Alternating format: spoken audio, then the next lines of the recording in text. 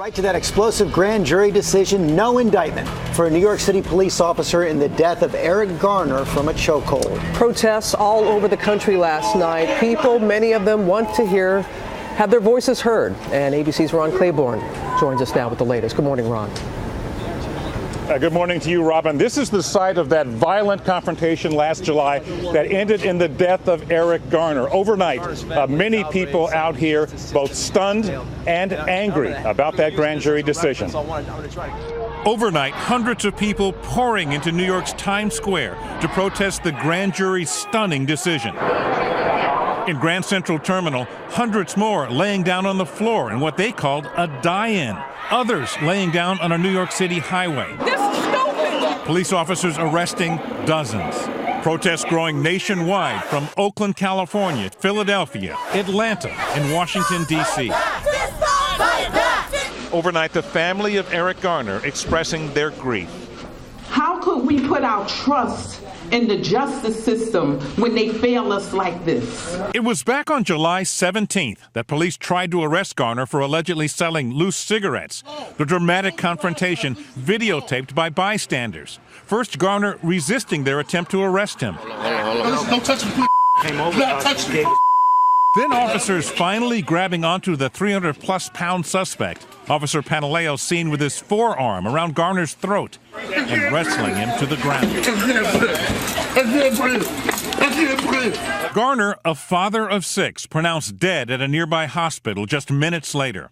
The coroner's report said his death was from compression of his neck and chest. This morning, the U.S. Justice Department is launching an investigation into possible civil rights violations against Officer Pantaleo. And Bill de Blasio, New York City's mayor, urged peaceful protest while sounding a personal note about his own biracial son.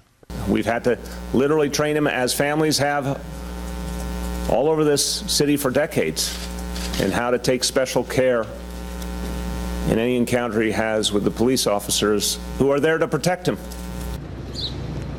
Officer Pantaleo, of course, will still face possible federal charges that I mentioned, also a civil suit and a departmental investigation by the NYPD that could end up, George, costing him his job, but no criminal charges here.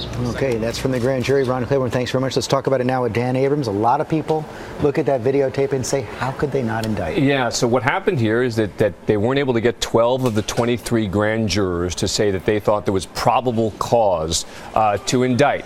People are going to look at that, they're going to say, chokeholds aren't allowed by the NYPD, so how could there not be an indictment in this case? It's important to remember as a legal matter that just because it's not permitted by the NYPD doesn't necessarily make it a crime. And you heard Ron just talking about that, the fact the NYPD is going to do its own investigation here. But I will tell you, having that videotape, being able to watch it, I think there's an argument to be made that there was a stronger case for an indictment here, even than in Ferguson, where there you had conflicting testimony about exactly what happened. Here you had the videotape of what happened. And, you know, as a result, you're seeing a lot of outrage. Dan, you bring up the Ferguson case, and a lot of people are talking about the differences. No video there. As you said, there was video here, and all this talk about putting body cameras on police officers, a lot of people, especially on social media, are saying, what difference is that going to make? Yeah, and this is going to be case by case, but the one thing I would say is don't give up on the video cameras. They're really important. I think it's a great thing that police officers in New York City and I'm sure increasingly around the country are going to be using these body cameras. We want to be able to see exactly what is happening. It is better for us as citizens. I think it is better for the police, both sides, to be able to have that video evidence so we can now have a conversation about what happened in the Garner case and be able to see exactly what happened, as opposed to what happened in Ferguson, where there's a whole dispute about exactly what occurred there. Let's talk about what's next right now. You've got Eric Holder saying there's going to be a federal civil rights investigation. Yeah, nothing's going to happen from the federal civil rights investigation.